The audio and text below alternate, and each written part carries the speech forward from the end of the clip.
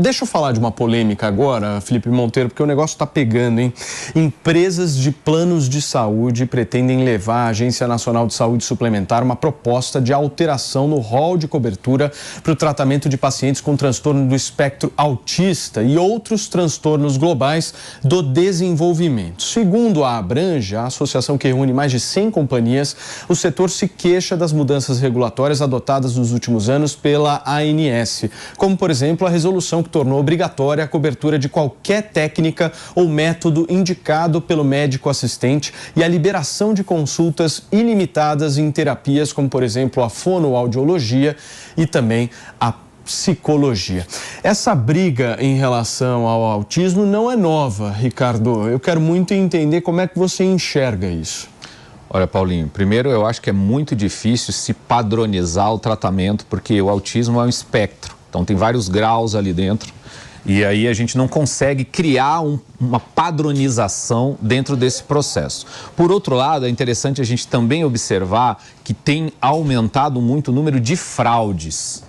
E as fraudes devem ser combatidas. Não acredito que seja via as operadoras de planos de saúde e a ANS, que é o órgão regulador dos planos de saúde. Tem que envolver a sociedade, tem que envolver o Congresso Nacional, os legisladores, para que a gente consiga entender de que maneira a gente consegue achar um ponto de equilíbrio aí, sempre priorizando as pessoas portadoras do espectro autista e levando em consideração também os pais, as mães e os pais que muitas vezes abrem mão da sua vida, do seu trabalho, do seu dia a dia, para poder cuidar e levar seus filhos para esse tratamento, que é muito importante que a gente mantenha. As operadoras não podem intervir nesse processo e muito menos o órgão regulador, que é a ANS aí. Muito bem, olha, um rápido break para você que está no rádio, são 10 horas e 26 minutos, a gente já volta. E aí, Pepe, autismo no Brasil sempre foi uma polêmica, né? O que não deveria? O que não deveria. E é impressionante, Paulinho, quando você vê que quando a doença começa a diminuir os tabus em relação a ela, começa a ter tratamentos, né? As pessoas começam a respeitar mais, vem a ANS e vem os planos de saúde e resolvem, de certa forma, tentar cercear esses tratamentos todos, né? Qualquer doença tem que ser tratada com dignidade no Brasil. Mas essa questão, Paulinho, é uma questão, na minha opinião, de teoria regulatória, né? O usuário, qual é a ideia da teoria regulatória? Há uma pirâmide, né? A agência reguladora, né, no ápice, ao usuário e às empresas, né? Os usuários querem todos os tratamentos possíveis, as empresas querem o menor custo possível. Aí tem que ter a agência reguladora, no caso, a Agência Nacional de Saúde Suplementar, e mediar o conflito entre o usuário e as empresas. Então, eu vejo nesse sentido essa questão do tratamento de autismo. É fato que há muitos tratamentos que a ANS, no caso, quer que o plano de saúde pague, que são experimental, não tem base científica alguma. Mas por que isso? Porque é uma doença que teoricamente, tem sido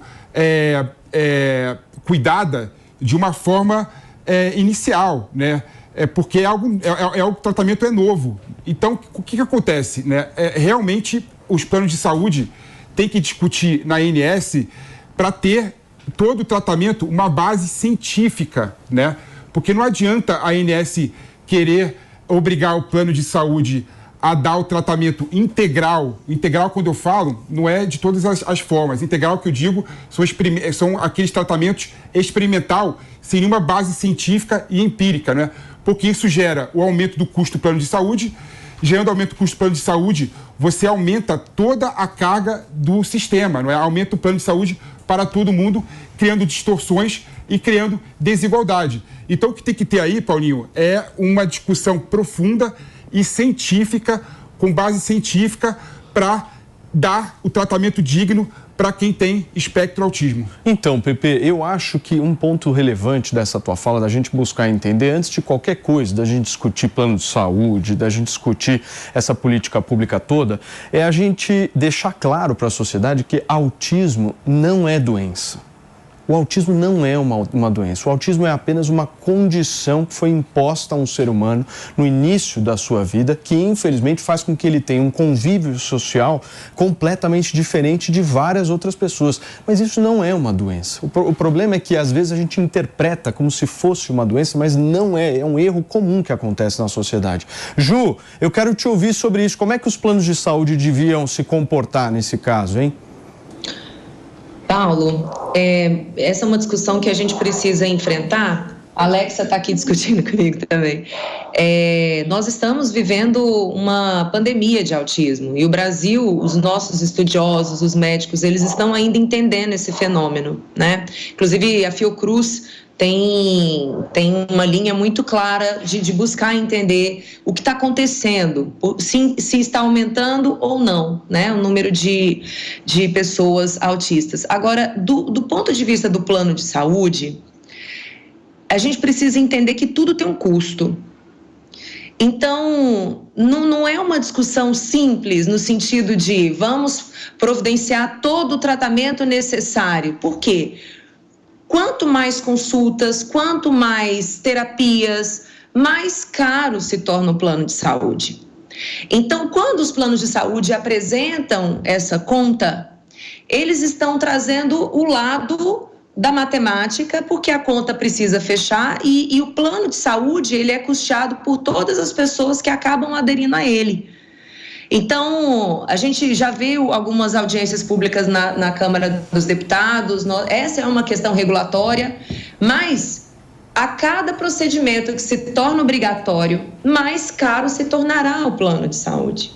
Então, daqui a pouco, muitas pessoas não conseguirão mais ter planos de saúde, sim, vão migrar para o SUS já é superlotado, ele já não consegue dar vazão a tratamentos simples, a questões simples, né? A própria atenção primária, que deveria ser fortalecida pelo Estado, porque ela conseguiria cuidar de 80% dos problemas de saúde, digamos assim, ela não é fortalecida. A gente tem um sistema no Brasil hospitalocêntrico, que é muito focado na atenção de saúde terciária, né? Que é quando a pessoa chega ali no hospital. Ô Ju, então, deixa eu só receber quem nos acompanha pelo rádio. São 10 horas e 32 minutos, só para todo mundo poder entender o que a Ju está falando. A gente está discutindo aqui, turma, no Morning, essa proposta de vários planos de saúde de mudarem o rol de serviços, e isso afetaria aqueles que possuem o autismo. Pode continuar, Ju, só para entender a tua linha de raciocínio.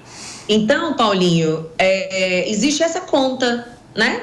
Então, essa discussão entre o que entra, o que não entra, o que se torna obrigatório ou não de ser provido pelos planos de saúde, tem relação com esse custo. Portanto, aumentou o custo, aumenta o valor do plano de saúde, né? E a gente sabe que os planos de saúde no Brasil já estão deficitários.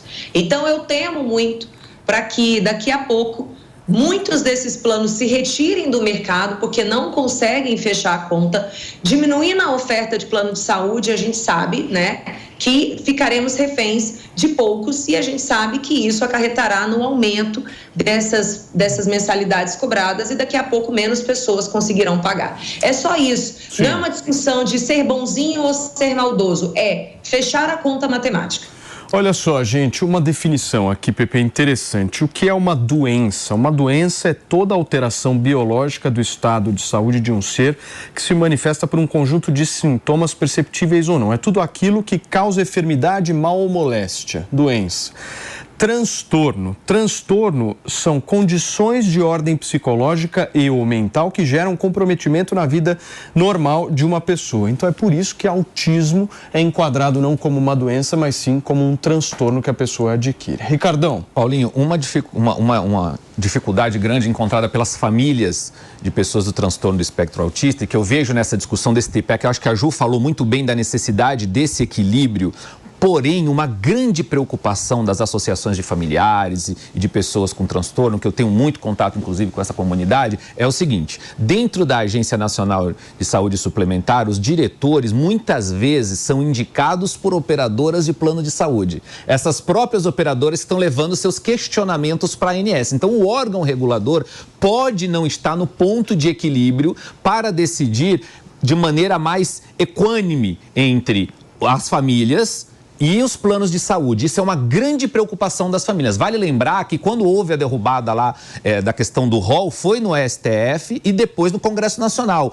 O órgão regulador se manteve ali bem neutro, porque houve uma pressão muito grande do lobby das operadoras de plano de saúde. Então é um cuidado que nós temos que ter aí para que as famílias, e em especial as pessoas portadoras de transtorno do espectro autista, não saiam prejudicadas nessa disputa. Agora, realmente isso que a Ju trouxe da questão do custo é uma verdade, porque o autismo supera inclusive o custo do câncer, do tratamento de câncer, que é, obviamente, muito caro e custoso, né? Tem um vácuo regulatório grande, né, sobre o assunto, né? É bom lembrar, por exemplo, que o Ricardo colocou foi impecável. Realmente, a tal de captura da agência reguladora, né? A agência reguladora, teoricamente, os diretores que estão lá, em todas as agências reguladoras, são capturados pelo mercado, né? Pelos regulados, né? Então, isso gera uma distorção absurda e a tendência das decisões da agência reguladora ir para o lado das empresas e não para o lado do usuário. E essa é uma distorção que a gente tem que resolver.